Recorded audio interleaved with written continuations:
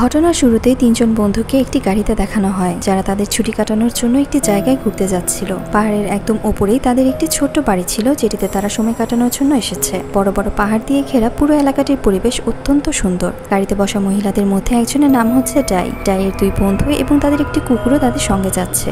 ডাইয়ের চেহারা দেখে বোঝা যাচ্ছিল যে তার পশু পাখি তেমন একটা পছন্দ না। কিছুক্ষণের মধ্যেই তারা তাদের ছোট্ট বাসাটিতে পৌঁছে যায়, যেটি কিনা শহর থেকে কিছুটা দূরে ছিল। সেখানে পৌঁছানোর পর ডাইয়ের বন্ধুটি তাকে বলতে থাকে যে আমরা আশেপাশের গ্রাম ঘুরে দেখতে যাচ্ছি, তুমিও আমাদের সঙ্গে চলো। ডাই তখন তাদেরকে যাবে না বলে জানিয়ে দেয় এবং এটিও বলে যে সে অনেক টায়ার্ড এবং কিছুক্ষণ রেস্ট নিতে চায়। তারা তখন সেখান থেকে যাওয়ার জন্য রওনা দেয়, কিন্তু যেতে যেতে তারা তাদের কুকুরটিকে ডাইয়ের সঙ্গে রেখে যায়। তারা চলে যাওয়ার কিছুক্ষণ পর ডাই ভাবতে থাকে যে সে কুকুরটির সঙ্গে বন্ধুত্ব করবে। তাই সে কুকুরটির কাছে গিয়ে তার গায়ে হাত রাখতেই কুকুরটি তার দিকে ঘুরে তাকায়, আর তাতেই সে অনেক ভয় পেয়ে যায়, কারণ সে পশু পাখিদের আচার আচরণ সম্পর্কে তেমন ভালোভাবে কিছুই জানতো না। এরপর দেখতে দেখতে ডাই ঘুমিয়ে যায় এবং যখন তার চোখ খুলে তখন সে দেখতে পায় যে তার বন্ধুরা এখনো ফিরে আসেনি। ডাই তখন তাদের জন্য চিন্তায় পড়ে যায়। তখন সে কুকুরটিকে সঙ্গে নিয়ে তার বন্ধুদের খোঁজার জন্য বের হয়ে যায়। অনেক দূর পর্যন্ত হাঁটার পরেও আশেপাশে সে কাউকেই দেখতে পাচ্ছিল না। সামনে হাঁটতে হাঁটতে তার কুকুরটি হঠাৎ ব্যথা পেয়ে যায় এবং ডাই দেখতে পায় যে কুকুরটির মুখ দিয়ে রক্ত বের হচ্ছে। সে ভাবতে থাকে হয়তোবা কুকুরটি কোনো পাথর মুখে দিয়ে ফেলেছিল, যার কারণে এমনটি হয়েছে। তাই সে তখন এটি ইগনোর করে এবং সামনের দিকে আবারও চলতে থাকে। কিন্তু ডাই খেয়াল করে দেখতে পায় যে কুকুরটি সামনের দিকে যেতেই চাচ্ছিল না। সে বারবার সেখান থেকে ফিরে চলে আসতে চাচ্ছিল। সে খুঁজে পাচ্ছিল না যে কুকুরটি এমন কেন করছে। এরপর সে একে একে সামনে এগোতে থাকলে হঠাৎ কিছু একটা সঙ্গে ধাক্কা লাগে এবং সে সঙ্গে সঙ্গে থেমে যায়। কিন্তু ডাই সেখানে তার আটকে যাওয়ার মতো কিছুই খুঁজে পাচ্ছিল না। সে আবারও দেখার চেষ্টা করে যে জিনিসটি কি, কিন্তু সে কিছুই খুঁজে পায় না। এবার সে কিছুটা ভয় পেয়ে যায় এবং সে তার দুই হাত সামনে দিয়ে চেক করতে থাকে যে সামনে কি রাখা আছে। তখন সে স্পর্শ করে বুঝতে পারে যে সামনে একটি অদৃশ্য দেয়াল দেয়া আছে। এটি দেখে সে অনেকটা ভয় পেয়ে যায়। সে বারবার ভাবতে থাকে যে অদৃশ্য দেয়ালের মতো কোনো জিনিস হতেই পারে না, কিন্তু তাহলে এটি আসলে কি হতে পারে। সে চোখে এটিকে দেখতে না পারলেও হাত দিয়ে স্পর্শ করে ঠিকই বুঝতে পারছিল। ডাই তখন বুঝতে পারে যে কুকুরটি আসলে এই কারণে সামনের দিকে এগোতে চাচ্ছিল না, কারণ এই অদৃশ্য দেয়ালে ধাক্কা লেগে কুকুরটির মুখ দিয়ে রক্ত বের হচ্ছিল। ডাই কোনোভাবে সামনে এগোনোর চেষ্টা করতে থাকে, কিন্তু সে কোনোভাবেই কোনো রাস্তা বের করতে পারছিল না। ডাই তখন অন্য রাস্তা ধরে সামনের দিকে এগোতে থাকে। সে ভাবতে থাকে যে হয়তোবা সামনে কোথাও এই অদৃশ্য দেয়ালটি নাও থাকতে পারে। কিছু দূর এগোনোর পর সে সেখানে একটি ফার্ম হাউস দেখতে পায়। দুজন বয়স্ক দম্পতিকে দেখতে পেরে ডাইয়ের তখন কিছুটা হলেও ভয় কমতে থাকে। ডাই তাদের কাছাকাছি যেতে নিলেই সে আবারও সেই অদৃশ্য দেয়ালটির সঙ্গে ধাক্কা খায়। ডাই তখন ভাবতে থাকে যে অদৃশ্য দেয়ালটি পাহাড়ের চারপাশেই রয়েছে। সে তখন অদৃশ্য দেয়ালটিতে টোকা দিতে থাকে এবং সে বয়স্ক দম্পতিদেরকে ডাকতে থাকে। একসময় ডাই খেয়াল করে তারা কেউই ডাইয়ের কথা শুনতে পাচ্ছে না। তার কাছে মনে হতে থাকে যে ফার্মে কোনো একটা রহস্য আছে এবং ডাই বড়সড় একটি ধাক্কা খায় যখন সে দেখতে পায় যে সেই বয়স্ক দম্পতির কেউই নড়াচড়া করছে না। তারা যেমন ছিল সে অবস্থাতেই ঘন্টার পর ঘন্টা দাঁড়িয়ে আছে। তাদের দেখে মনে হচ্ছিল যে সময় হয়তোবা থমকে গেছে। মানুষ ছাড়া বাকি সবকিছুই স্বাভাবিকভাবে নড়ছিল। এসব কিছু দেখে ডাই তখন আরো ভয় পেয়ে যায়। সে আস্তে আস্তে পিছনের দিকে সরতে থাকে। সে দ্রুত তার ক্যাবিনটিতে চলে আসে। যদিও সে অনেক ভয় পাচ্ছিল, কিন্তু তারপরও সে তখন ঘুমিয়ে যায় এবং ঘুমের মধ্যে সে অনেক ভয়ঙ্কর একটি স্বপ্নও দেখে। সে দেখতে পায় যে সেই অদৃশ্য দেয়ালটি আস্তে আস্তে তার এত কাছে চলে এসেছে যে সেটি এখন তাকে ক্যাবিনের মধ্যে বন্দি করে ফেলেছে। সে ভাবতে থাকে যে দেয়ালটি তার এতই কাছে চলে আসবে যে তাকে একসময় মেরে ফেলবে। এসব ভেবেই সে অনেক ভয় পেয়ে যায় এবং জোরে জোরে কাঁদতে থাকে। হঠাৎই তার ঘুম ভেঙে যায় এবং সে উঠে বুঝতে পারে যে সবকিছুই তার স্বপ্ন ছিল। পরদিন সকালবেলা আবারও সে সেই অদৃশ্য দেয়ালটিকে দেখতে যায় এই আশায় যে হয়তোবা এতক্ষণে সেটি সরে গেছে। কিন্তু যখনই সে সেই ফার্ম হাউসটি দিয়ে যেতে নেয় তখনই দেখতে পায় যে সবকিছু আগের মতোই আছে। এবার সে ফার্ম হাউসটিকে দূর থেকে দূরবীন দিয়ে দেখতে থাকে। সে দেখে যে সে দম্পতিগুলো আগের অবস্থাতেই রয়েছে। তখনই তার কুকুরটি তাকে রেখে অনেকটা দিকে এগোতে থাকে, আর ডাইও তার পেছনে পেছনে সেদিকেই যেতে থাকে। ডাই সেখানে তার কুকুরটির সাথে একটি গরুকেও দেখতে পায়। সে দেখে বাদামি রঙের অনেক সুন্দর একটি গরু তার দিকে এগিয়ে আসছে। গরুটিকে এগিয়ে আসতে দেখেই ডাই অনেক ভয় পেয়ে যায়। সে বুঝে উঠতে পারছিল না যে সে কোথায় পালাবে, কিন্তু গরুটি তাকে কিছুই না করে এক জায়গায় দাঁড়িয়ে ঘাস খেতে শুরু করে। একসময় ঘাস খাওয়া শেষ হলে গরুটি ডাইয়ের পেছনে পেছনে আসতে থাকে। ডাই তখন গরুটিকে তার সঙ্গে তার ক্যাবিনে নিয়ে আসে, কিন্তু পরক্ষণে তার মনে হয়ে যায় যে গরুটি তার জন্য সমস্যা তৈরি করতে পারে, কারণ গরুটিকে পালার জন্য প্রতিদিন তাকে ঘাস খাওয়াতে হবে, আর এসব ঘাসও এখন ডাইকেই কেটে আনতে হবে। কিন্তু যখন সে ভাবলো যে এই জায়গায় তাকে এখন একাই থাকতে হবে, তখন সে ভেবে নিল যে সে গরুটিকে তার সঙ্গেই রাখবে। অপরদিকে সে অনেক ক্ষুধার্ত থাকায় গরুটির দুধ খেয়েও সে তখনকার মতো তার ক্ষুধা নিবারণ করে। ডাইয়ের মনে এটিও আসছিল যে আস্তে আস্তে খাবার সব শেষ হয়ে যাচ্ছে, আর এইভাবে চলতে থাকলে পরবর্তীতে কি হবে। পরের দিন সকালে ডাই যখন ঘুম থেকে উঠে তখন তার মাথায় একটি বুদ্ধি আসে। সে তার বন্ধুর গাড়িটিকে নিয়ে এই দেয়ালটিকে পার করার সিদ্ধান্ত নেয়। সে গাড়িতে বসে তখন সেটিকে চালু করে অনেক জোরে দেয়ালটির সঙ্গে ধাক্কা লাগায়। এতে করে কোনো লাভ তো হয়ই না, বরং গাড়ির সামনের অংশটি সম্পূর্ণভাবে ভেঙে যায়। তার সাথে সাথে ডাই তার কপালেও অনেক ব্যথা পায়। সে দেখে যে অদৃশ্য দেয়ালের কোনো রকম ক্ষতিই হয়নি, এমনকি এটিতে সামান্য দাগও পড়েনি।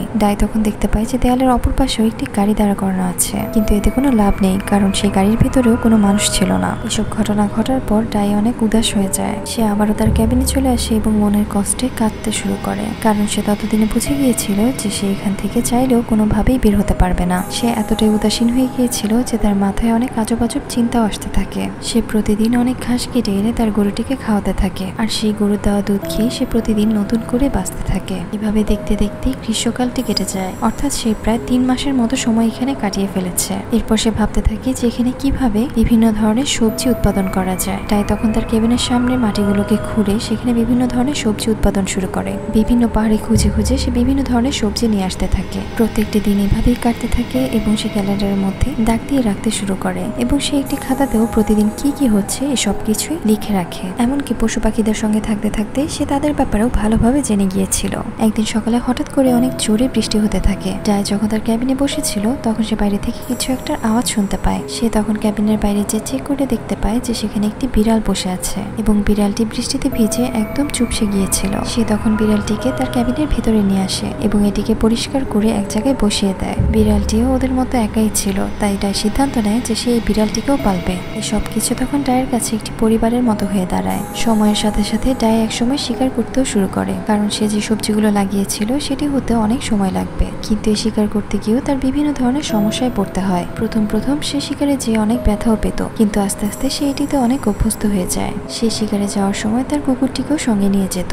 একদিন সে শিকারে যাওয়ার সময় তার রাস্তায় একটি ট্রাক দেখতে পায়। সে প্রায় এখানে সেখানে আসা যাওয়া করার সময় ট্রাকটিকে দেখতে পেত, কিন্তু সে খেয়াল করে যে আজকে এই ট্রাকটি তার অনেক কাছাকাছি। আর এটি দেখতে পেয়ে তার মনে আশা জেগে ওঠে যে হয়তোবা সে ছাড়াও এখানে আরো কেউ আছে, আর হয়তোবা সে তার সঙ্গে মিলে এখান থেকে বেরো হতে পারবে। ডাই তখন আস্তে আস্তে সেই ট্রাকটির দিকে এগোতে থাকে, কিন্তু হঠাৎ করেই সে আবারও সে অদৃশ্য দেয়ালটির সঙ্গে ধাক্কা খায়। আবারও সে আশাহত হয় এবং সেখান থেকে ফিরে আসতে নিলে সে দেখতে পায় পাহাড়ের উপরে একটি সুন্দর ঘর তৈরি করা আছে। সে দূরবীন দিয়ে এদিক সেদিক দেখতেও থাকে, কিন্তু দুর্ভাগ্যবশত সেই ঘরটিও খালি ছিল। সেই বাড়িটিতে কেউই থাকতো না। ডাই তখন বাড়িটির সামনে কিছুক্ষণ বসে, কারণ এই বাড়ির চারপাশের পরিবেশ অত্যন্ত সুন্দর ছিল।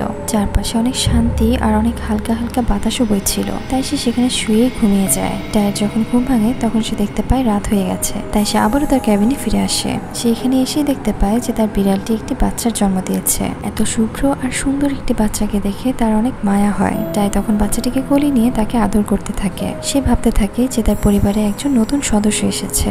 ডাই প্রতিদিনের মতো আবারও কাজ করতে শুরু করে। সে এত পরিমাণে কাজ করত যে দেখতে দেখতে তার হাতে ফুসকাও পড়ে যায়। এভাবেই দেখতে দেখতে 6 মাস কেটে যায় এবং একসময় শীতকাল চলে আসে। চারপাশ শুধু বরফ আর বরফেই ঢেকে যাচ্ছিল।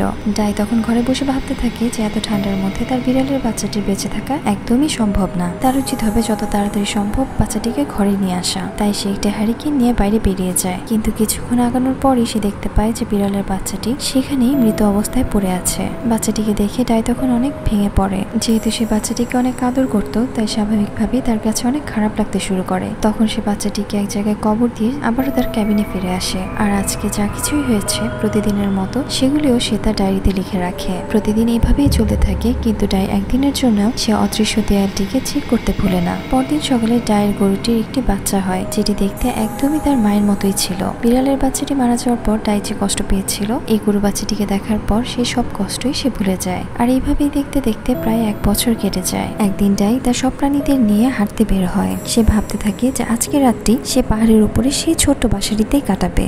সময় অনেক দ্রুত কাটতে শুরু করে। দেখতে দেখতে গ্রীষ্মকালও চলে যায় এবং শীত চলে আসে। ডাই তখন তার নিজের এবং পশু পাখিদের জন্য আগুন জ্বালাতে বেশ কিছু কাঠ সংগ্রহ করতে থাকে, যাতে করে গতবারের মতো এবারের ঠান্ডায় তার অথবা তার পশু পাখির কোনো ক্ষতি না হয়। একদিন ডাই দেখতে পায় যে বাইরে অনেক জোরে বাতাস বইছে, কিন্তু এর সাথে আলাদা কিছু একটা শব্দও শোনা যাচ্ছে। ডাই তখন বাইরে কি হচ্ছে তা দেখার জন্য বের হলে সে দেখতে পায় যে সেখানে একটি কাক বসে আছে, কিন্তু কাকটির রং সম্পূর্ণ সাদা ছিল।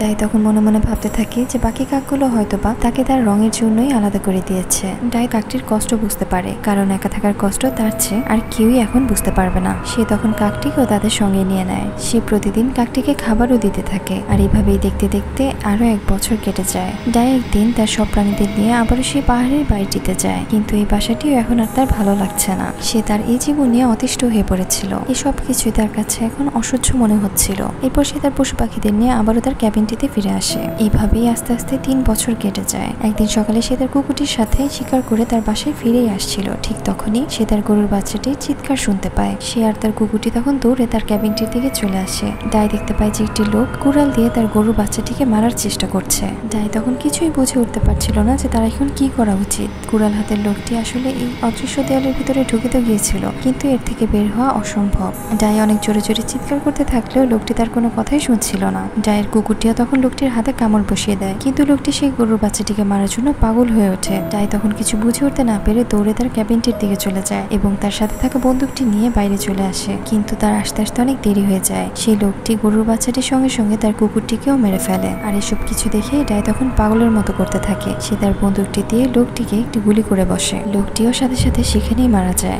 লোকটিকে একেবারে মেরে ফেলার পরেও ডাইয়ের রাগ না কমায় সেই লোকটির লাশটিকে পাহাড়ের উপর থেকে নিচে ফেলে দেয় এবং একসময় কাঁদতে কাঁদতে গরুর বাচ্চা এবং কুকুরটিকেও সে সেখানে দাফন করে দেয়। ডাই তখন একা একা বসে ভাবতে থাকে যে এই জায়গায় এখন শুধুমাত্র সে আর তার বড় গরুটি রয়েছে। সে তার গরুটিকে সঙ্গে নিয়ে আবারও ক্যাবিনটিতে ফিরে আসে এবং তার সব দুঃখের কথাই সেই ডায়েরিতে লিখতে থাকে এবং এর সাথে সাথে সেই ডায়েরিটি লেখাও শেষ হয়। এই ঘটনা দিয়ে আমাদের বোঝানো হয়েছে যে মানুষের জীবন এমনই, কোনো বিপদে পড়েই মানুষের এটি চিন্তা করা উচিত না যে তার জীবন শেষ হয়ে গেছে, বরং জীবন যেমনই হোক সেটিকে হাসি খুশিভাবে মেনে নেওয়া উচিত। কেবল তখনই মানুষ আনন্দের সাথে তার জীবন উপভোগ করতে পারবে। আর এই মেসেজটির সঙ্গেই মুভিটি এখানে শেষ করা হয়। ভিডিওটি কেমন লেগেছে তা আমাদের কমেন্টে জানাতে পারেন। দেখা হচ্ছে পরের ভিডিওতে। সবাই ভালো থাকবেন। আল্লাহ হাফিজ।